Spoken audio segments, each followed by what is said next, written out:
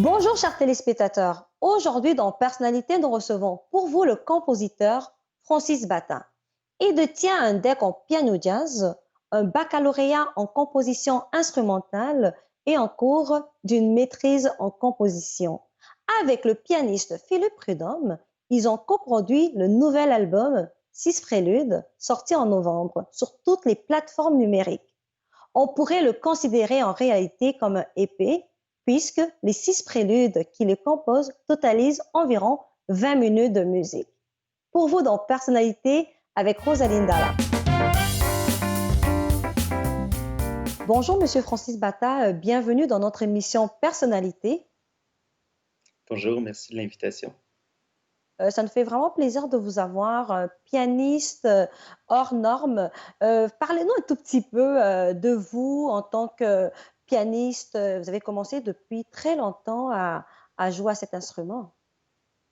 Oui, euh, j'ai eu un clavier électronique en cadeau, je m'en souviens, j'avais environ 5 ans et tout de suite, ça a été naturel pour moi de jouer sur le clavier et surtout de composer avec le clavier parce que j'ai pris des cours de piano en cours privé et j'avais toujours ce désir-là et cet instinct-là de pas juste interpréter des pièces, mais de faire mes propres compositions.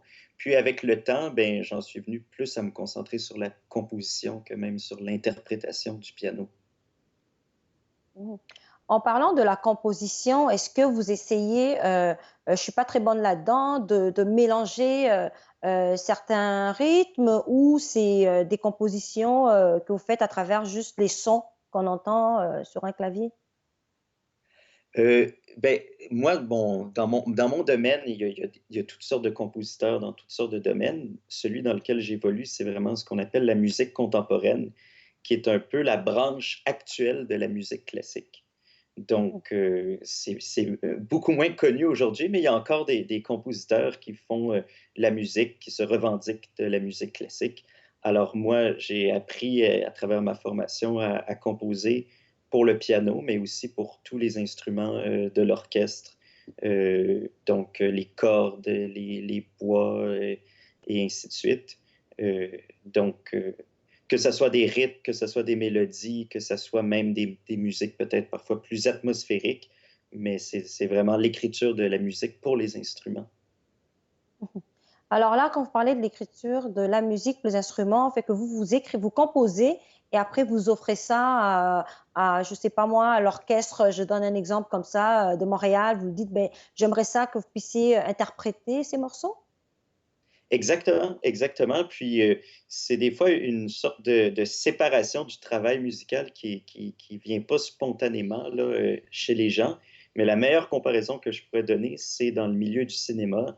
Il y a un scénariste, il y a un réalisateur, il y a des acteurs, et donc il y a une division du travail. Puis dans le domaine de la musique classique, c'est rare, c'est possible, mais c'est rare que quelqu'un est à la fois compositeur et interprète. Il y a une séparation qui est faite et qui perdure aujourd'hui. Donc oui, et d'ailleurs, à la date de l'enregistrement de cette interview, il y a une annonce qui vient d'être faite. L'orchestre métropolitain, dirigé par Yannick Nézet-Séguin, va justement jouer une de mes pièces en juin. Donc oui, j'ai écrit pour chacun des instruments de l'orchestre métropolitain. Est-ce que ça va aussi au-delà des instruments qu'on peut avoir? Parce qu'il y a quand même beaucoup d'instruments à cordes. Est-ce que quand vous composez, vous faites attention à tous ces détails-là? Je sais pas, le nombre de personnes qui composent l'orchestre. Est-ce que vous allez à la fine pointe pour savoir tel instrument devait jouer comme ça? Est-ce que c'est ardu aussi entre-temps de penser que composer, c'est pas juste s'asseoir et puis écrire, là? Non, ça demande de la technique, ça demande de l'inspiration, bien entendu, mais ça vient pas comme ça. Il faut apprendre chaque instrument, son fonctionnement, sur le plan acoustique, sur le plan de la technique, sur le plan du registre de l'instrument.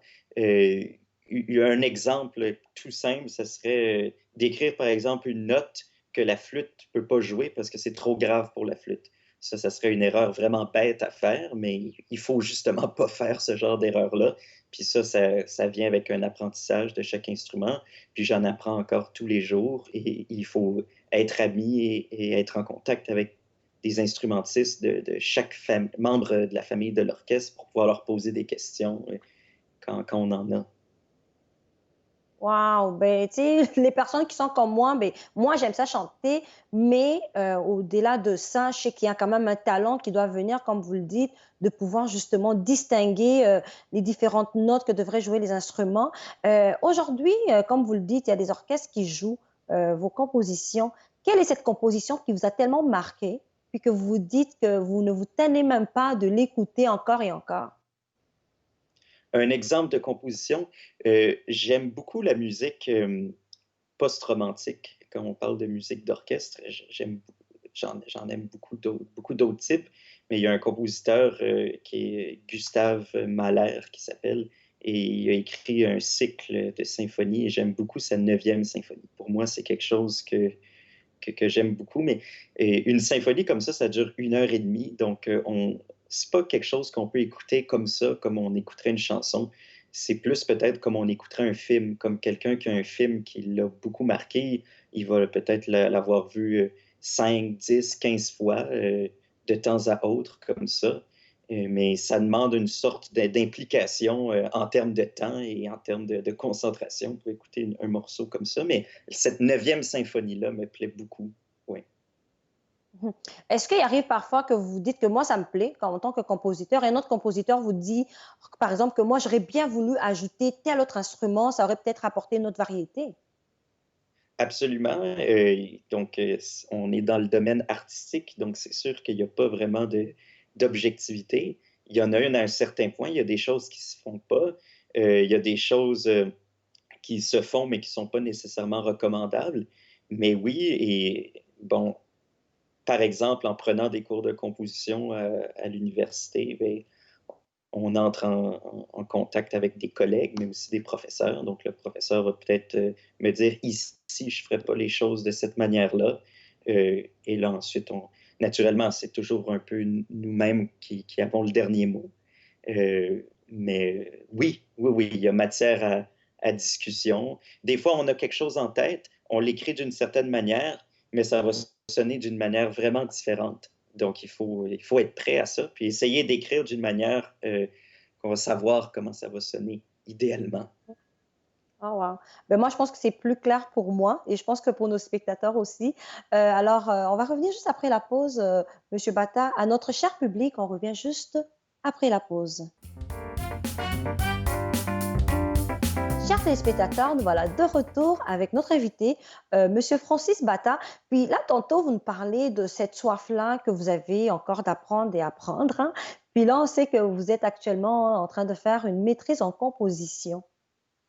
Pourquoi c'est si Oui. important pour vous de demeurer comme ça à la source et puis en train de vous réapprovisionner?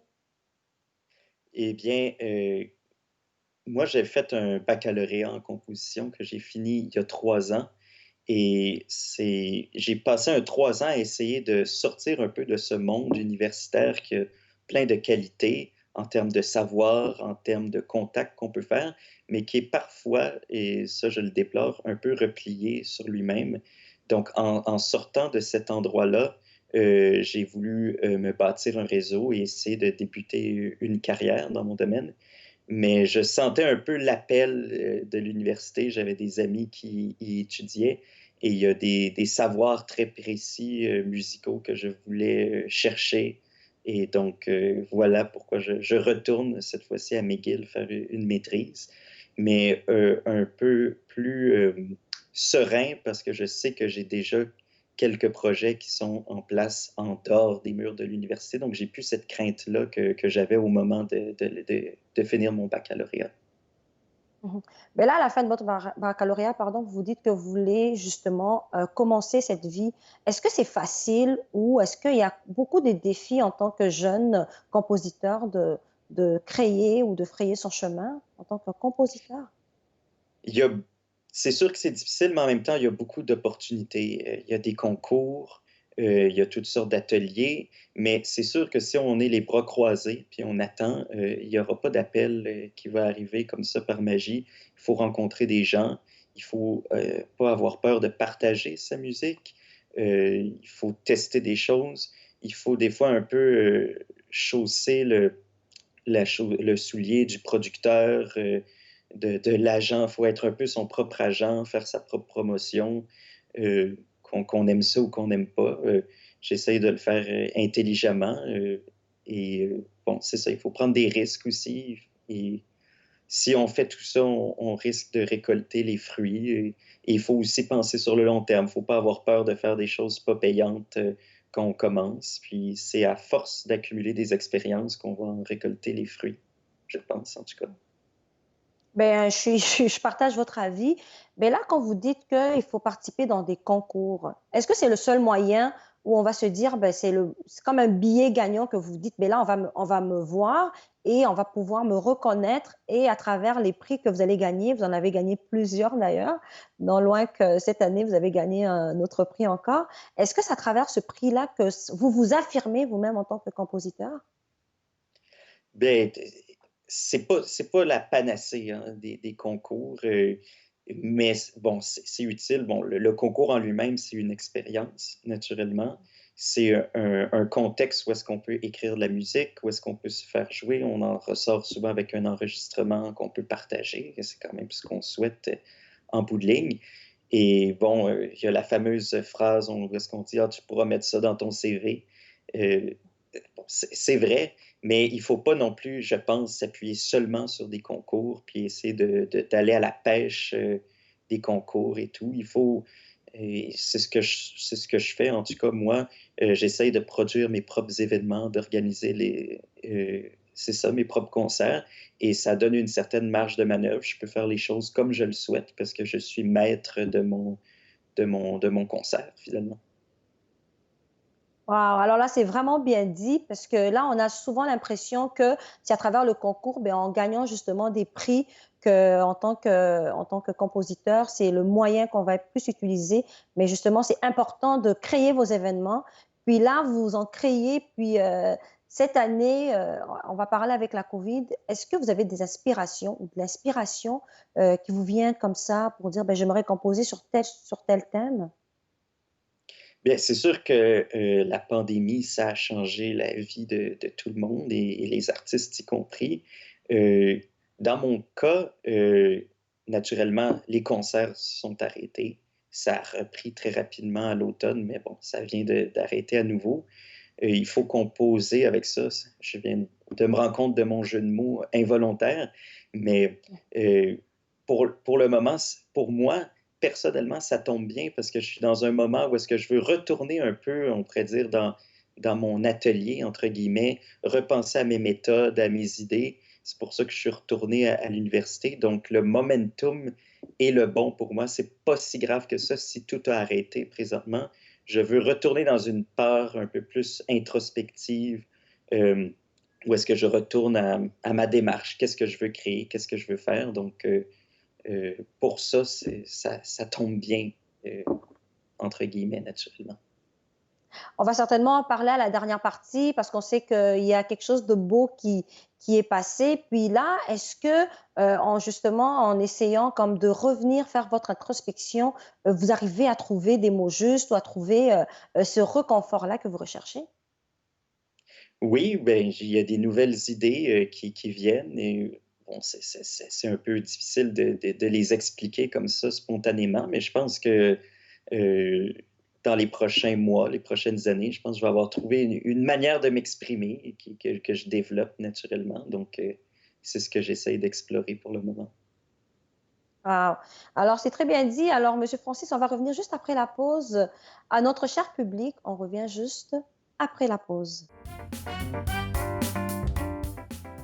Chers téléspectateurs, nous voilà de retour avec Monsieur Bata, compositeur. Et là, on découvre justement à travers vous ce beau travail que vous faites. Puis moi, j'étais charmée justement par le piano qui joue euh, dans ce temps de pandémie. Parlez-nous un tout petit peu de ce projet. Là, vous écrivez en temps de pandémie. Puis c'est un super, c'est des beaux sons qu'on écoute. Comment est-ce que vous arrivez à vous inspirer comme ça? Bon, c'est sûr qu'il y avait le sorte de mot d'ordre de se réinventer, heu, sans faire un motto. Heu, je me suis dit: «La pandémie, ce qu'on peut faire, c'est qu'on peut enregistrer nos pièces vu qu'il y a plus de concerts et on peut le faire, d'une manière, plus professionnelle que ce que j'avais l'habitude de faire». Donc, c'est pour ça qu'avec, mon comparse, Philippe Prudhomme, qui lui est pianiste professionnel, on s'est réunis pour faire un enregistrement, de 6 de mes pièces pour piano, 6 préludes et qu'on a sorti en EP, donc en une sorte d'album qui est disponible sur toutes les plateformes de diffusion, en continu. Alors là, vous dites que vous êtes très fier de vous, très fier de voir ce produit fini. Pourquoi est-ce que vous le dites, bien que vous savez que vous composez bien, s'il faut que je le dise comme ça? Ben, c'est que tout d'abord, c'est rare qu'on a l'occasion d'avoir sa musique enregistrée parce que c'est pas un réflexe courant en musique contemporaine de faire ces enregistrements et moi, je me suis inspiré de tous mes amis qui sont en plus en musique pop. Eux autres, c'est dans leur sang de faire des albums et je me suis dit: «Pourquoi pas moi aussi?» Et donc c'est pour ça qu'avec Philippe, mon ami et collègue pianiste, on a décidé on va produire nous-mêmes notre album. On va le publier, on va passer à travers toutes les étapes d'inscription, de droits d'auteur et ainsi de suite et on va arriver avec un produit qui est fini, qui est poli, qui est très bon sur le plan de la qualité sonore et de l'interprétation et donc c'est pour ça que cette fierté-là, cette fierté qui est pas seulement sur le plan de la composition, mais qui est aussi sur le plan de l'enregistrement et de la production de cet album-là. Alors sur le plan de l'accomplissement, moi je veux le dire comme ça parce que c'est 20 minutes agréables à l'oreille, on va se le dire. Puis là, moi j'ai une question. Là, vous composez, OK? Puis c'est accompagné des instruments. Est-ce que ça arrive que vous composez, c'est accompagné des artistes qui vont interpréter, vos chansons? On parle d'artistes comme chanteurs ou Oui. comme Mmh. instrumentistes? Comme Comme chanteur, chanteur. ça m'est jamais encore, c'est jamais encore arrivé. J'aimerais bien, si l'occasion se présente, si ça va avec, mes intérêts du moment, c'est sûr que c'est quelque chose que j'aimerais faire, mais pour le moment, ça a toujours été de la musique instrumentale. J'ai fait par contre, de la musique qui accompagnait des lectures de poésie. Donc il y avait l'aspect vocal qui entrait en compte, mais c'était une lecture, déclamée, donc j'ai pas écrit de mélodie sur cette poésie-là. Ben on va vous encourager à vous lancer là-dedans parce qu'on pense qu'à un moment donné, il faut que la voix accompagne, cette belle composition que vous faites. Aujourd'hui, on va essayer de parler un tout petit peu de ça. En tant que compositeur, là, on est carrément à la pandémie, ça fait plusieurs mois qu'on est là-dedans. Quelles sont vos impressions en tant que compositeur? Est-ce que vous avez l'impression justement de oui, de vous réinventer, mais c'est quand même ardu de recommencer, s'il faut que je dise, cette vie où vous n'avez presque pas de spectacle? Bon, c'est sûr qu'au printemps dernier, j'ai eu des toutes sortes de projets qui ont dû être annulés, mais être compositeur, c'est quelque chose d'extrêmement solitaire. Donc, contrairement peut-être à d'autres métiers dans le domaine artistique, le le la rupture que la pandémie a créée est pas aussi forte pour moi et rien m'empêche de continuer à composer parce que souvent, on va écrire de la musique, mais le projet va être abouti plusieurs mois après, et donc, j'ai espoir que ce que je fais présentement va pouvoir être joué dans les mois à venir et même si ça prend un an, ça prendra un an, mais j'ai espoir que tout va reprendre et moi, comment je tire parti de la situation, c'est de retourner dans ce coin-là plus introspectif, de ma personnalité, si on veut, puis de prendre le temps de réfléchir à ce qu'on fait, puis de prendre le temps de créer chez soi, tout simplement. Waouh! Alors là, en tant que compositeur, certainement, vous vous inspirez d'autres artistes ou d'autres compositeurs. Est-ce qu'il y a un compositeur comme ça que vous dites, mais il vous a donné quand même le goût? d'être le compositeur que vous êtes aujourd'hui? Absolument. Dans le domaine de la musique contemporaine, c'est un domaine qui est assez particulier, mais un des compositeurs que j'aime beaucoup, c'est Ligeti, qui est un compositeur hongrois. Sa musique n'est pas nécessairement connue, mais les gens sûrement la connaissent mieux que qu'est-ce qu'ils pensent, parce que c'est de la musique qui a été utilisée dans 2001, Odyssée de l'espace, pour la bande sonore. Et donc, c'est un des compositeurs dans mon domaine. Maintenant, il est décédé, là, il y a peut-être 15 ans, mais c'est un des compositeurs qui m'inspire le plus. Alors justement, on paraît que c'est grâce à l'internet que vous arrivez encore à vous accrocher, sur ce modèle que vous avez. Monsieur Francis, ça va être pour nous, la fin de notre émission. Je vais vous laisser aller avec le mot de la fin, s'il vous plaît. Eh bien, je souhaite être un peu l'ambassadeur de la musique contemporaine et inviter les gens à aller chercher qu'est-ce qui se fait à Montréal, qu'est-ce qui se fait au Québec et d'être curieux et d'un peu d'y aller sans attente ou préconception, puis de constater que c'est un milieu qui est très riche et très innovateur. C'était pour nous un réel plaisir de vous avoir, Monsieur Bata. On espère vous réécouter encore une fois grâce à la pandémie, que vous puissiez encore être plus inspiré et nous revenir avec des beaux morceaux. Merci beaucoup.